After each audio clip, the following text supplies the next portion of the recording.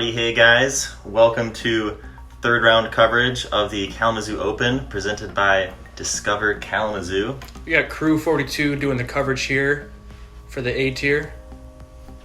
And let us introduce you to the course we'll be playing. BlueGil Disc Golf course. It's a wonderful private course in Michigan. Top 2 courses in the state.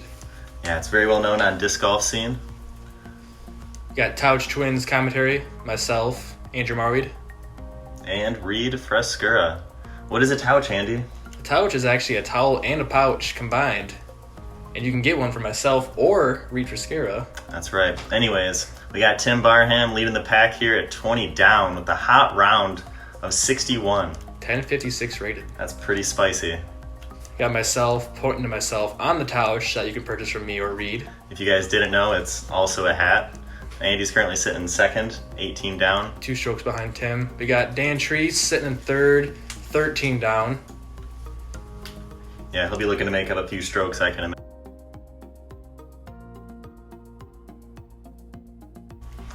Disappearing for a second. Oh, who's that in the background? Yeah, TOWCH Twins got to stick together. That's right. Sitting in 4th place at 12 down, just a stroke behind Dan. Got the round 2 standings here. Lead card's pretty close.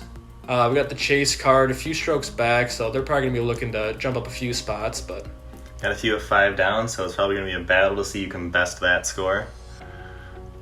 Hole 1, par 3, 475 feet. If you guys didn't know, that's actually the average walking pace of Andrew. Anyways, the play here on this hole is to penetrate the protected green with a right-hand backhand turnover shot. Yeah, there's a little bit of danger behind the basket, and ultimately you really just want to stay in the fairway. It's not a terrible 3 to take. Definitely one of the harder deuces to start off on hole 1. Kind of intimidating. Yeah, quite. You got Tim up here first. As you can see, it's raining pretty hard right now, so getting a grip is the main importance for these first shots. Kind of turns it over a little bit.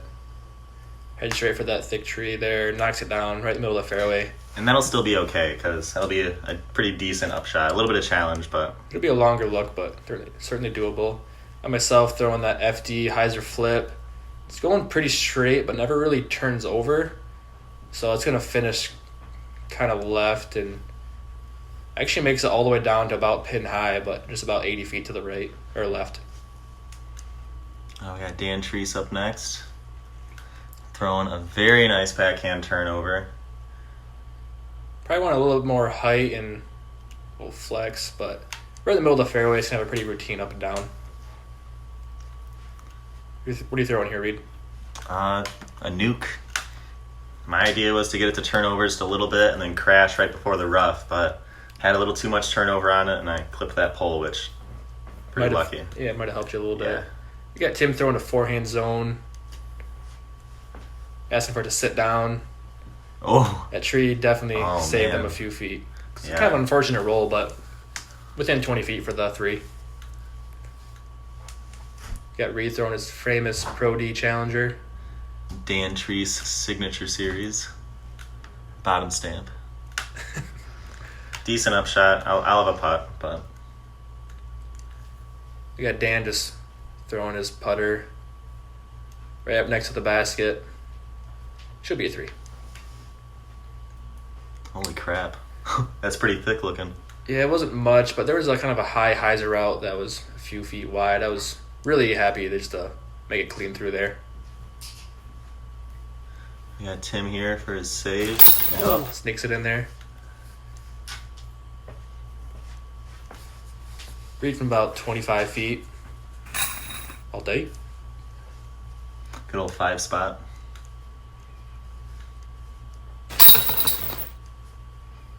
Yeah, I wish we had the stats for this hole, because I'd really like to know who deuced this one. I know Jeff Keeley,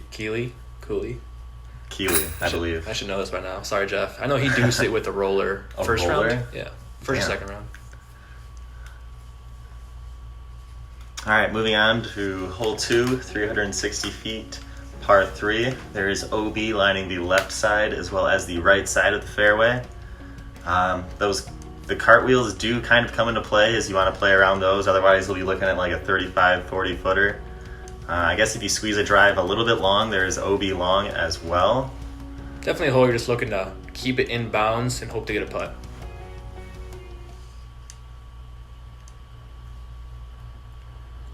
Got Tim up first, throwing his Buzz SS, and once again looks like it's gonna go straight OB, but the disc remembers it's a Buzz SS, so it flips over nicely and within the circle.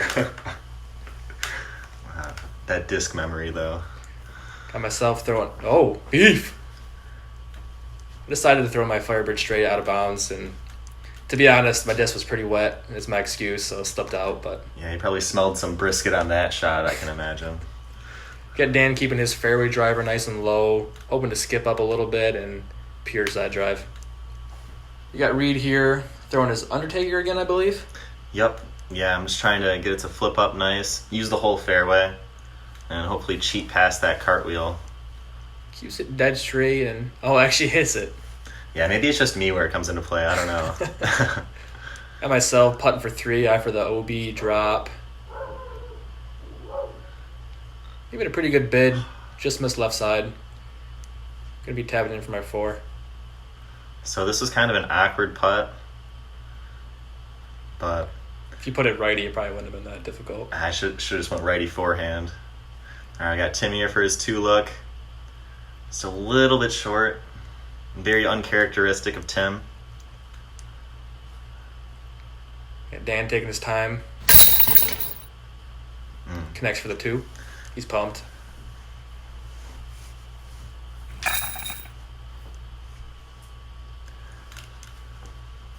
I wish I knew some more dad jokes right now. I was pretty stoked about that 3. Oh, saved it with the kick behind the leg. Nice. I was watching Paul Macbeth in earlier YouTube videos. So after hole 2, we got Andy 3 strokes off the lead. All right, moving on. We have hole 3, par 3, 240 feet. Very skinny fairway, and I can't stress that enough. As easy as these guys make it look, it's definitely not. There's a little bit of danger behind the basket. There's a hill if you can go way too long. There's also OB left, and the hole plays a little downhill too, so it's actually a little bit shorter in 240, but your main focus is just hitting this gap, which Dan almost doesn't quite flip it over, but he's content with it. He made it more than halfway down the hole. All right, we got Tim up next. Probably throwing a challenger, I can imagine. Oh, that one definitely kicked out of bounds. He's not going to be happy with that. He's going to be shooting 3 from way back. Looks like Reid's also throwing his challenger and kind of squares it up, but doesn't kick too far off the fairway.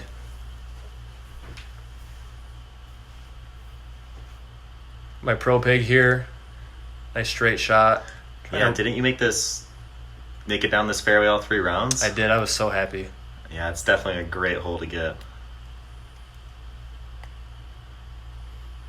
Got Tim with the tricky approach, playing that left side with the zone. Clips the very last tree, and he's going to be about 45 feet away for his 4. Yeah, he might not have expected that tree to be there. I'm just trying to run this one. Pinball wizard over here. I think you looked straight back at me after that shot, and you said, "Get lucky." Yup, only you would know. Nice approach by Dan. Tim's a little closer than I thought, just outside circle's edge. I think he thought that was in too, just a little bit high. Got Dan coming back for the 3. I just want to know where this cameraman on the left side found that umbrella. Like, did he go to Goodwill and pick that up day of, or might be his daughter's or something? What? What is that? You know. So I'm kind of stressed about this putt. I'm just really happy I made it. It's never fun to... Got myself tapping in the 3 there. Pretty disappointed I missed that putt. And I got Tim tapping in for the double bogey. Oh, look at Tim. He's also supporting a nice touch. Not the best hole for lead card, but moving on, we got hole 4. 710 feet. This hole definitely plays like a true par 4. The only really jail in this hole is going to be those trees to the right. That OB line on the left is not OB, so The play here is to throw a backhand hyzer as far as you can. If it goes left, that's fine because it's going to open up this gap that we're seeing right now. And there's also an OB garden, which makes the approach a little bit tougher. You just clear that without going to the right because that white fence to the right is out of bounds. Definitely one of the trickiest holes on the course. We got Dan up here first, and as you can see, it's still raining. It's still windy. Really just trying to get this as far out there as possible. Pretty straight shot. Should land him right in that short grass. Yeah, that's right where you want to be. Yeah, that tall grass kind of makes it hard for a run up too, so ideally you do want to be in the short grass, but it does kind of limit your angle coming in for the second shot. I'm just trying to mash that out there as far as I can and just pray it stays in the fairway. That was at least 300 feet, would you say? It was like closer to 350 probably. All right. Plus 150. We got myself here throwing a Star Destroyer. Yeah, as Andy was talking about earlier, it's never too bad to play a little bit left on this hole to open up that second gap you want to hit on the approach. We got Tim here throwing the flip up nuke, I believe. I think it was a crank actually. Oh, was it? Yeah. Either way. Tim, you have to comment on this video and tell us which one's right. I'm a little confused over here. Anyways, we got Dan here throwing his upshot. Throwing a straight fairway driver, maybe? Yeah. Oh yeah, trying to beat that OB garden. Just clears it. He didn't have a circle's edge look for his 3.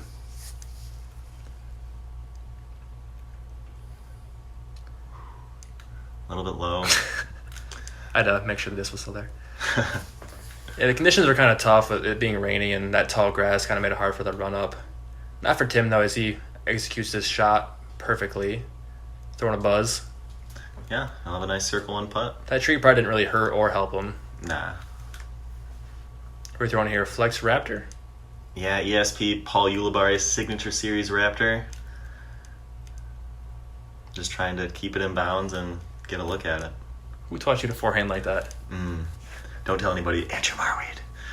Got myself here throwing a Pro Pig Flex because it's so much easier than throwing a backhand. Wow, that was well done. Put it right next to the basket. I'm going to tap it in for my 4. Got Dan here just outside the circle. Spins it in there. Oh, we got Tim here. Probably a little bit closer than circle's edge. Yeah, makes good for his 3. A little high, but he connects. Reid just tapping in his 3 after that gorgeous second shot. And myself tapping in the lone 4. So 3 really good birdies, or birdie 3s on this hole. Moving on, we got hole 5, 303 feet, par 3. Out this gap, you're going to want to throw a turnover mid-range. Something stable, or straight to stable rather, because if you leak it right, it goes straight downhill. So you're going to want something that's going to curve right and end up hyzering back just in front of these 2 trees here to give yourself a look. Definitely a shorter hole, but one of the trickier ones. Yeah, it's a long walk down if you miss your death putt on this one. All right, we got Dan Treece up. Looking to throw that warship that he loves so much. Comes out very nicely. Just hits one of those earlier trees on the green. Every time he throws like this, I just know it's going dead straight too. It's so sick. It's so sick. Got Reid throwing his Buzz SS here. Hyzer flip. Yeah, I was watching Tim throw his Buzz SS all the other day. So Inspired you a little bit. Yeah, I just couldn't help it. Kind of slides down there, and not really a bad play because it definitely can hit one of those later trees. So you'll have like a longer look up that uphill. Yeah, Tim throwing his Signature Series Buzz SS. He throws so well. Nice little turnover, and this is the exact shot you're talking about. Hits that last tree, but he's definitely within the circle for his 2. All right, we got Andy here. What are you throwing again? Throwing that same Metal Flake MB3, and the first 2 rounds I let it go way too left, so I made the overcorrection and turned it over. But yeah, the wind really wasn't too terrible. round 3. So Yeah, rounds 1 and 2 was extremely windy. In round 3, we just had to deal with the first like 9 holes being super rainy, and the rest of the round just being wet. So not ideal conditions, but Reid lays up for his 2. We'd be tapping in for his 3. We got Dan with a long look. Look good out of the hands, but it leaves it a little bit right. and we got Tim here for his deuce putt. Makes it good, Tim-like fashion. Dan coming back from his... What's Tim doing back there? The turtle Maybe effect? he's texting or something, I don't know. Dan getting on the way nice and quick. Did you say turtle effects? Turtle effect, yeah. Oh. Reid taps in for his 3. So we got the lone deuce by Tim, and the more common score of a 3 by the rest of us. Got Tim leading the way by a few strokes. Moving on to hole 6, we got 279-foot par 3 here. The more commonplace would be a nice wide hyzer out and around this well, or that post. You're going to want to be coming in at a nice spike angle. That way your disc doesn't roll too far. And you really want to watch out for the roll and the skip on your drive on this one, because there is sheer depth behind the basket. Not to mention it's also raised, which added its own element, you could say. The safe spot is like 20 feet short left of the basket, leaving yourself a nice tester putt. You got Tim throwing a 4-hand Kong, nice high and wide around that pole. And he lands right in that safe spot I was talking about, 20 feet. Yeah, it digs in very nicely. We got Dan Treece. You'll never see Dan Treece ever throw a forehand. Throws his backhand turnover. Gets his worship almost turnover enough, but most likely going to have a layup from there. Reid throwing his wasp again, I believe. Yup, just another lefty cheater route, I suppose. It was a little bit long, but actually skips over nice to the right. He's going to have a putt. A little bit of a death putt. Yeah.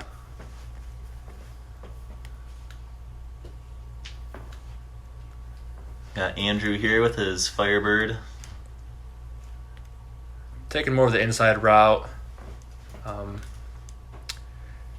Yeah. Losing about 20 feet away, 15 feet. I tried slipping Dan a 5 to run this putt, but he wouldn't do it. Take probably a little more than that. Get Reid just inside the circle. Makes good. Yeah, it's one of those putts that's kind of a butt clincher because of that death right behind it. Tim, unfazed, makes good for the 2. Yeah, and Stumbles a little bit. I've seen people airball this putt go all the way down to the bottom of the hill, and I mean you're getting a 5 or a 6 if you get all the way down that hill. So the putt is very crucial. I feel really bad, but there was actually one time I convinced a guy to run a putt from there, and he ended up taking like 3 extra strokes during a tournament. But Worked him. yeah. Moving on to hole 7, we got a par 3, 410 feet. Pretty easy hole if you can get the distance for it. This hole was recently elevated too, so it used to be just a normal height basket, but it's now 6-7 feet up in the air. So even if you get it within the circle, this is probably one of the most open holes. So the putt is going to be windy no matter what. Yeah, approximately 43% of the field birdied this, I heard, which is pretty exceptional. I'm going to take the under on that, but I'm not going to go against you. All right, first on the tee, we have Tim Barham coming in hot, getting a lot of momentum into that, maybe a little bit too much, and turns it over. But it's coming back very nicely. Just a little bit far. Probably be left with like a 50-footer. We'll see if he runs it. Got yourself throwing a nuke here. Nice and wide. He knows it's parked. How parked, did you ask? Very. Ooh, yeah, I don't like those elevated baskets, so. Right underneath the pin. And we got Andy with his beef Star Destroyer. It's only 170, but it's beef for me. You'll be surprised. Beautiful shot. Circle 1, parked. Got Dan throwing his world, I think. Yup. Either way, distance driver. Nice flip up. Asking for it to come back. Probably going to be a layup from there. Yeah, there was a little bit of wind on this hole that might have affected a few of the drives, but... It's usually always a headwind on this hole. Yeah. What are you pointing at? We got Tim. Oh, he's running that. Oh! That's so gross even to run that putt, but to get that close and almost go in. You know he was mad that that didn't go in, though. Right. I think you're the only guy on this card that doesn't have to stand on his tippy toes to reach his disc. Got Tim coming back for his par.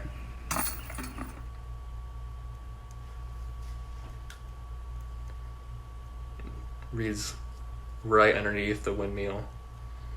I'm thinking about how to approach this. There's a lot of ways, but... Anyways, moving on. We've got 2 2s and 2 3s on that hole. Everyone's staying pretty close. Reid doing the best so far. Trying to make a little push back in the lead. We got hole 8 here, 305 feet. Play here is another righty forehand. Out and around that tree we see here on the left. Or where the camera's going right now, you can do the backhand turnover with a mid-range. Either way, something close to this bush. With the pretty much only danger is going deep. That road you see right there, 15 feet behind the basket, is going to be out of bounds, but either way, it should be a drop-in par if you do that.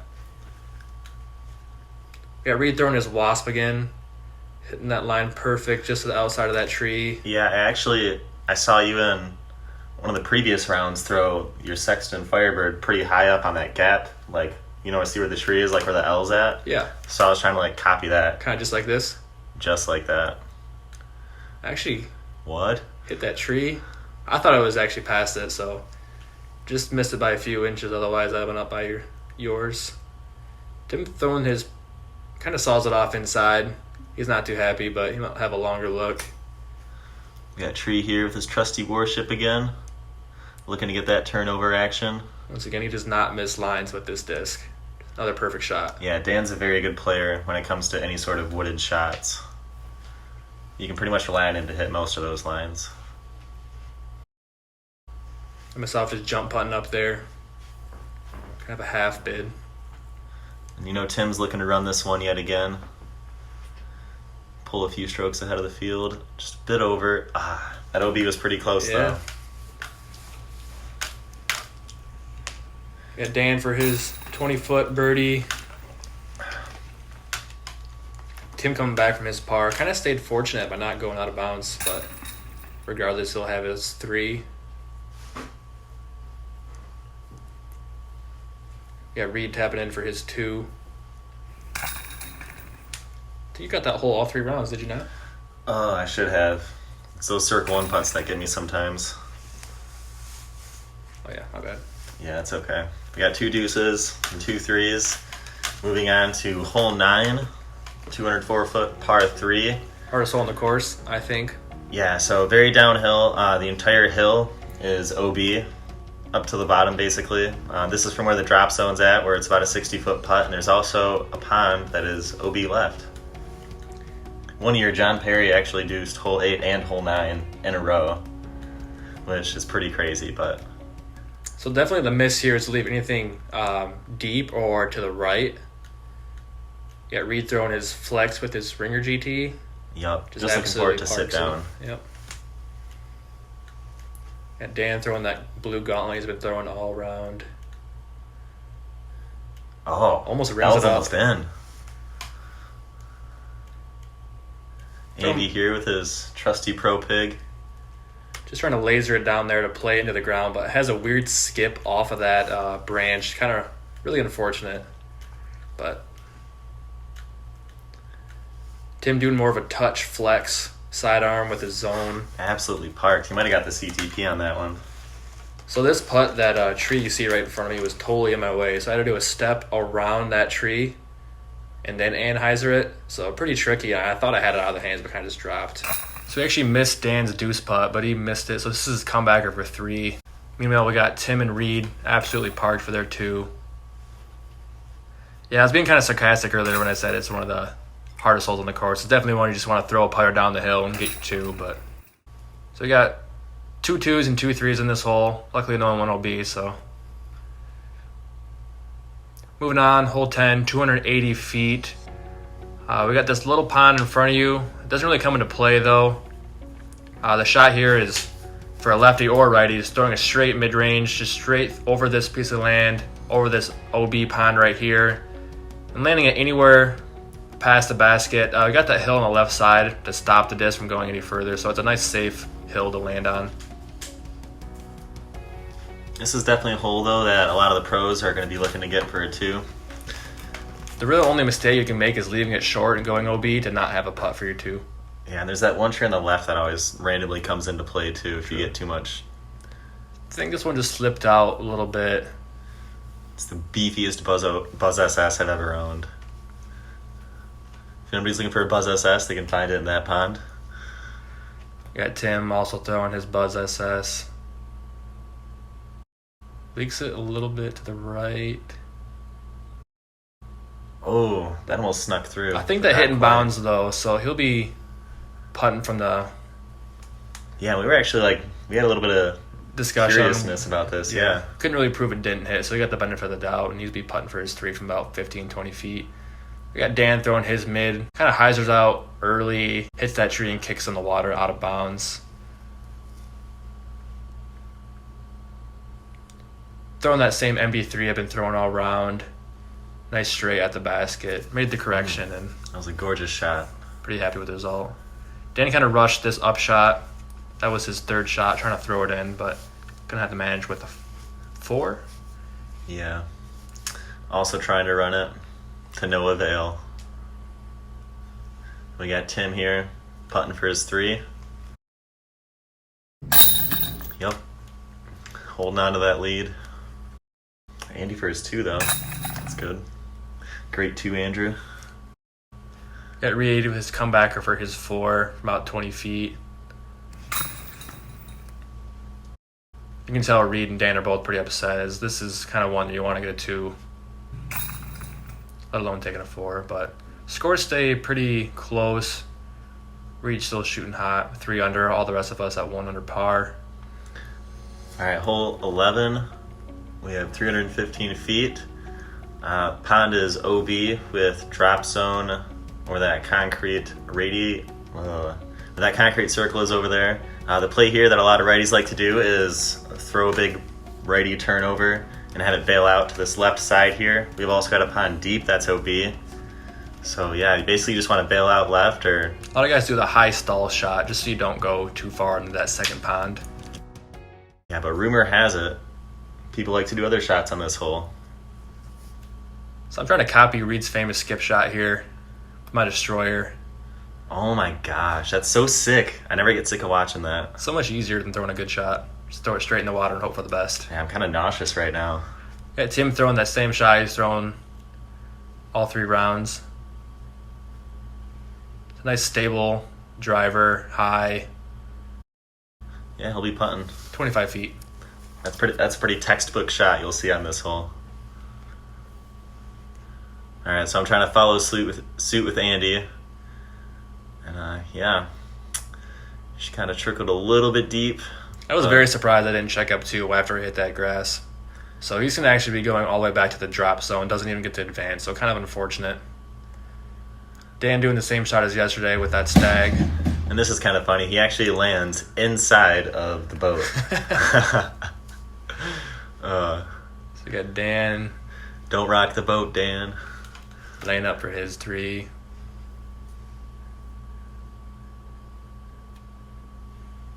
Kind of wish he would have threw his boatman instead of his stag on that hole. Oh kind of my gosh. Reid laying up from the drop zone. Got Tim from 25 feet for his 2. Hits high, but that basket catches it. Great 2 by Tim. Got myself just outside the circle here. Am side. Chainstar would have caught it. Unfortunate miss by me. We tapping for my par. Got Dan also tapping in his par. This is definitely one of the trickiest greens to attack, just because it's so short and surrounded by out of bounds. Yeah, and in past years, the ponds have actually been a little bit lower, so it makes that skip shot approach off the drive a lot harder. So Andy, why shouldn't you tell secrets in a cornfield? I don't know, man. Tell me. Well, there are too many ears. Alright. We got hole 12 here, 310 feet. I got this OB pond that shouldn't really come into play, but it's there. After going across the pond, we got this uphill, trying to hit this gap with a stable fairway driver. The righty's going to want to try to hit that left side of the hill, kind of do a counter skip. Yeah, you always got to watch out for that trickle effect on this slope as you're driving. Anything right and it's rolling, it's going to roll down all the way to the bottom of the hill, so anything that lands flat is usually pretty good in this hole. We got Tim throwing his vulture.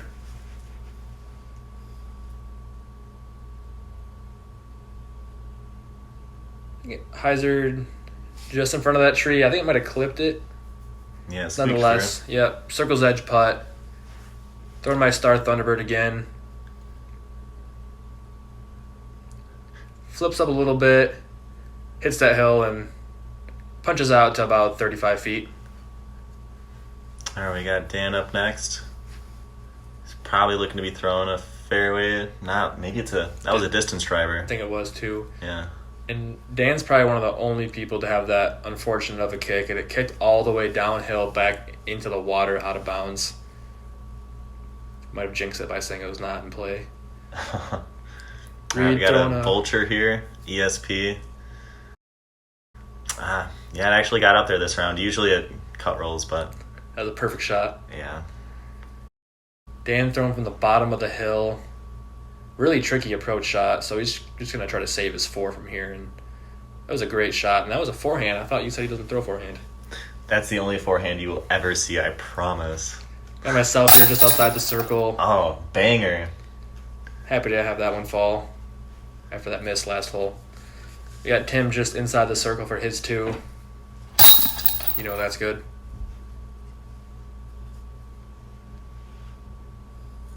We got Tree here looking to tap in for his 4. Yep, after that good up shot.